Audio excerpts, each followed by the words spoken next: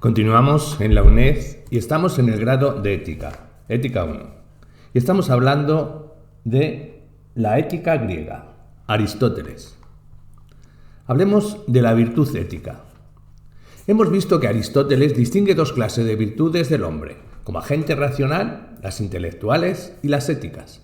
En Ética, Nicomaquea, en el libro sexto, describe 5 virtudes intelectuales: la técnica, tecne, por la que sabemos producir bien; la prudencia o sabiduría práctica, la phronesis, por la que sabemos actuar bien; la ciencia, episteme, por la que sabemos demostrar bien; la inteligencia, nous, por la que sabemos bien de los primeros principios; la sabiduría, la sophia, por la que sabemos bien de los primeros principios y de lo que se sigue de ellos, así como de las cosas más notables, admirables, difíciles y divinas. Las dos primeras consideran lo singular y contingente, lo que sucede ser de otro modo; las otras 3 pertenecen a la teoría que consideran lo necesario y eterno, lo que no puede ser de otro modo. Hemos tratado de la sabiduría práctica en comparación con el saber teórico en los puntos 2 y 3, de ella en comparación con la técnica, y de la sabiduría como virtud por excelencia de la actividad teórica o contemplativa, la teorética. Resta profundizar en el pensamiento de Aristóteles acerca de la virtud ética. Mientras que la virtud del pensamiento se adquiere y desarrolla principalmente por la enseñanza, la virtud del carácter, ethos, lo hace por el hábito o costumbre, que a su vez se adquiere por la práctica. Practicando la justicia nos hacemos justos, practicando la moderación, moderados, y practicando la valentía, valientes. El ejercicio es previo a estas virtudes y es causa de ellas. Lo opuesto sucede con las virtudes naturales, como el sentido de la vista, pues no tenemos vista porque veamos muchas veces, sino porque vemos porque tenemos vista. La virtud ética, entonces, no se produce por naturaleza ni contra la naturaleza, sino por la capacidad natural que tenemos para desarrollar hábitos y ser modificados y completados por ellos.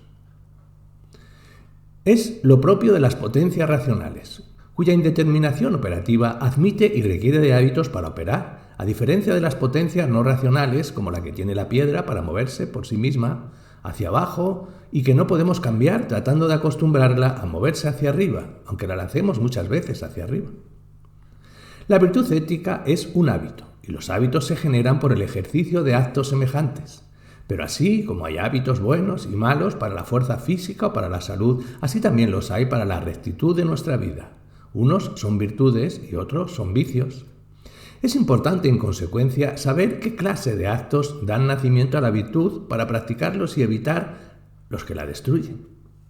Tal como destruyen la fuerza, el exceso y la falta de ejercicio, y destruyen la salud, el exceso y la falta de comida o de bebida, mientras que la cantidad proporcionada produce, aumenta y conserva a una y otra, lo mismo ocurre con la virtud ética. Esta es producida y conservada por las acciones que se atienen al término medio, la mesotes, de acuerdo con la recta razón, y es destruida por las acciones afectadas por el exceso o el defecto. Así, el que huye de todo y tiene miedo y no resiste nada se vuelve cobarde. El que no teme absolutamente a nada y se lanza a todos los peligros, temerario. Asimismo, el que disfruta de todos los placeres y no se abstiene de ninguno, se hace licencioso. Y el que los evita todos, como los rústicos, una persona insensible. Aristóteles precisa que este término medio no es el de la cosa, es decir, objetivo e igual para todos, matemáticamente equidistante entre dos extremos, como 6 es cierto medio entre 2 y 8. Por el contrario, el término medio de la virtud es relativo a cada uno de nosotros y por tanto puede ser tan diferente en concreto como diferentes somos unos de otros. Así lo hace el entrenador físico. Si para uno comer 8 unidades es mucho y 2 es muy poco, no por eso prescribirá 5 unidades para todos, pues tal cantidad será excesiva para el que se inicia en los ejercicios corporales e insuficiente para uno consumado. El filósofo no está pensando solo en la peculiar complexión y temperamento que tiene cada uno. También piensa en la diferencia de las circunstancias concretas en las que se actúa. En efecto, al actuar éticamente tenemos que vernoslas con nuestras pasiones, apetito, nuestra ira, nuestro miedo, la confianza, la envidia, el gozo, el amor, el odio, la nostalgia, la piedad. Y en general, todo lo que va acompañado de dolor y placer. En ellas hay exceso, defecto y término medio, pero este no es fijo ni universal. Pues si tenemos estas pasiones, cuando es debido, y por aquellas cosas y hacia aquellas personas debidas, y por el motivo y de la manera como se debe, entonces hay un término medio y excelente.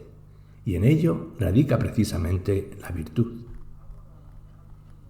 Aristóteles también deja claro que el término medio en que consiste la virtud ética no es ningún caso de mediocridad, ser más o menos bueno, pues con respecto a lo mejor y al bien es un extremo. Por eso compara la virtud con una obra de arte excelente, a la que no se puede quitar ni añadir nada, porque tanto el exceso como el defecto destruirían su perfección. La virtud es un medio, por tanto no en relación a la perfección humana, sino únicamente en relación a dos vicios, de los cuales uno lo es por exceso y el otro por defecto. El filósofo añade que pasiones y acciones que no admiten término medio, pues solo nombre implica perversión, como la malevolencia, la impudicia, la envidia, y entre las acciones el adulterio, el robo, el homicidio.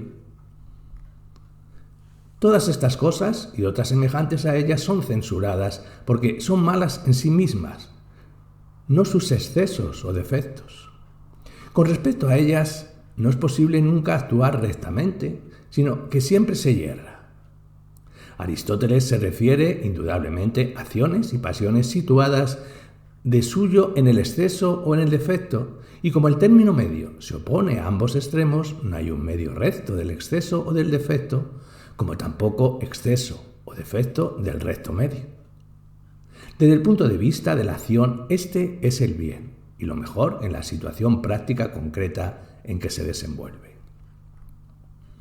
Si nos hacemos virtuosos practicando actos de virtud, cabe preguntarse qué diferencia hay entre los actos que producen la virtud y los que son producidos por ella. Objetivamente no hay ninguna, salvo quizás un mayor grado de eficiencia y perfección en los últimos.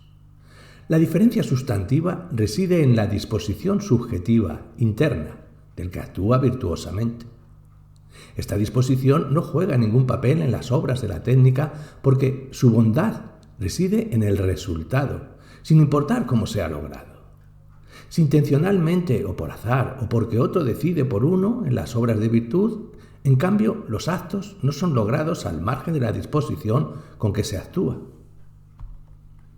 La acción es conforme a la virtud ética, dice Aristóteles, únicamente si el hombre que actúa, primero, sabe lo que hace. Segundo, elige personalmente sus acciones y las elige por ellas mismas. Y tercero, las realiza en una actitud firme e inconmovible. En otros pasajes explica esto del siguiente modo. Así como decimos que algunos que ejecutan actos justos no son aún por ello justos, como los que ejecutan las prescripciones legales a pesar suyo o por ignorancia o por alguna otra razón y no por ellas mismas, por más que hagan de hecho lo que se debe y lo que debe hacer el hombre virtuoso, así también para ser virtuoso debe uno, a lo que parece, practicar cada acto con cierta disposición, es decir, como resultado de una decisión y por motivo de los actos rectos, los mismos. Los rasgos constitutivos de la virtud ética son recogidos por Aristóteles en una definición esencial. La virtud es, por tanto, un hábito de decidir, exis proaritec, que consiste en un término medio relativo a nosotros, determinado por la razón, logos, y tal como lo determinaría el hombre prudente. La sorprendente afirmación de la razón y del hombre prudente, que es definido por una virtud intelectual como norma ética, es una de las determinaciones más notables y características del pensamiento aristotélico. Ello mismo muestra que hay aquí elementos fundamentales que todavía necesitan una mayor aclaración. La virtud ética es un hábito práctico, una disposición que nos inclina de modo firme a inconmovible a tomar decisiones rectas, es decir, a elegir las acciones que son convenientes respecto del fin último de la vida buena en general. La decisión, proariesis, es buena en cuanto alcanza el término medio respecto de nosotros y de la situación práctica singular en cada caso. Pero la decisión es un deseo deliberado, o como veíamos antes, inteligencia deseosa o deseo inteligente, es decir, es un acto participado de factores cognitivos y desiderativos, de modo que su bondad, lo que Aristóteles también llama verdad práctica, requiere, primero, que el conocimiento racional, el logos, implicado en la decisión sea verdadero. Segundo, que el deseo respectivo sea recto. Y tercero, que las cosas que afirma el conocimiento y las que persigue el deseo sean las mismas. La primera condición está referida a la razón práctica, vale decir, el pensamiento que se hace con vistas a un fin práctico. El pensamiento, afirma Aristóteles, se hace práctico por la intervención del deseo, puesto que el deseo pone el fin.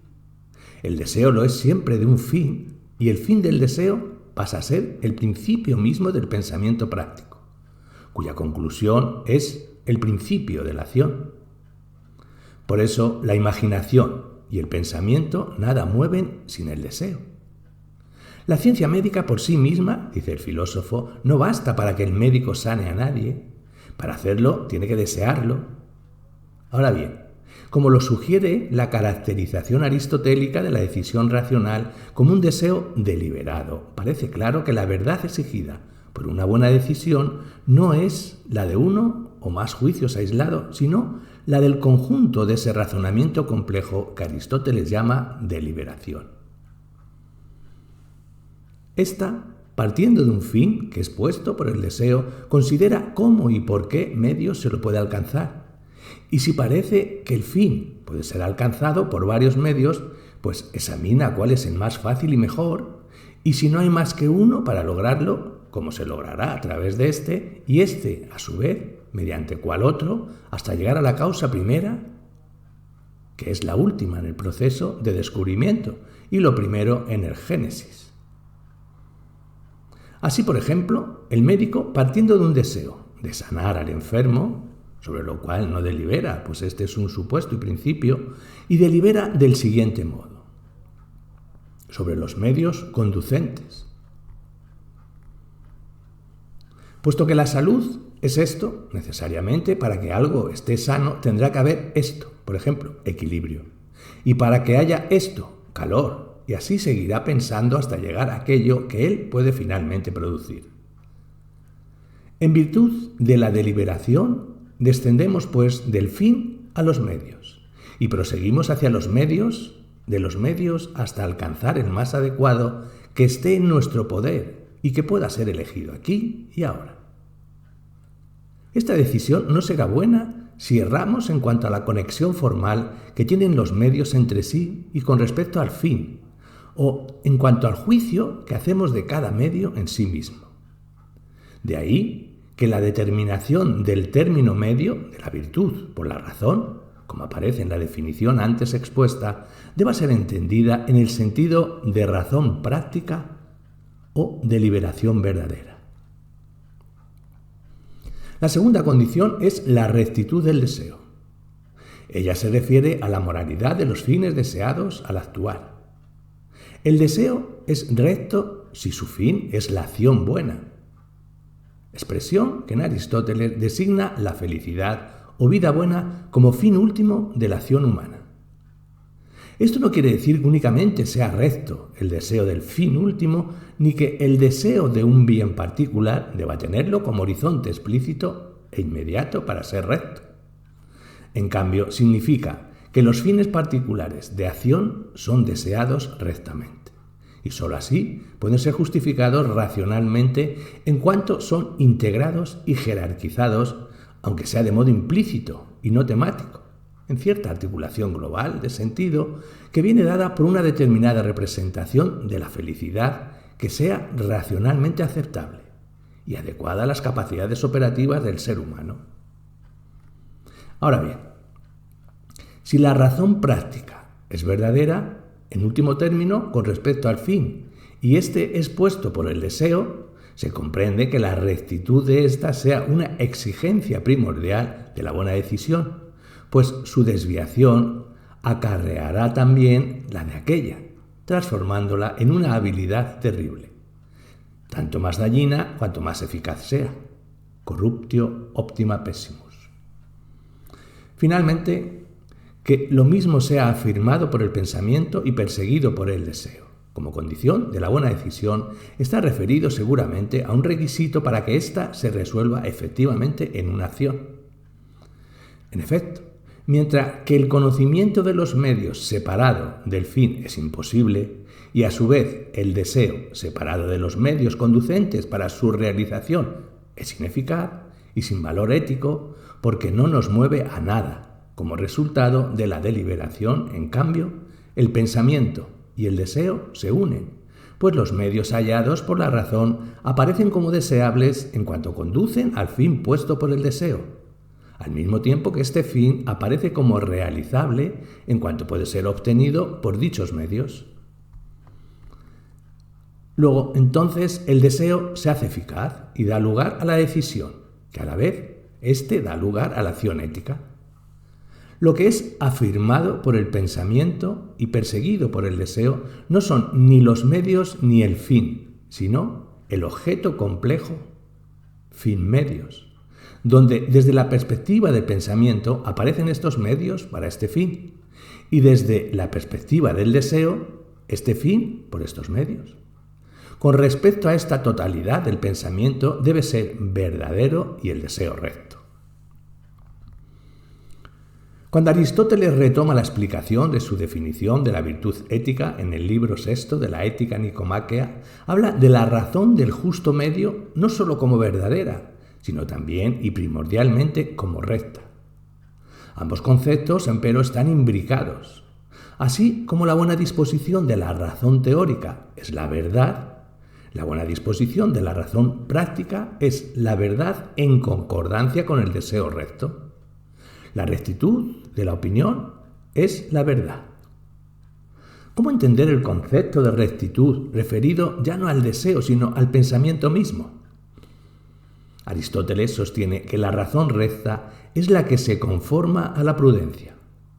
Esto se enlaza con la última parte de la definición de virtud.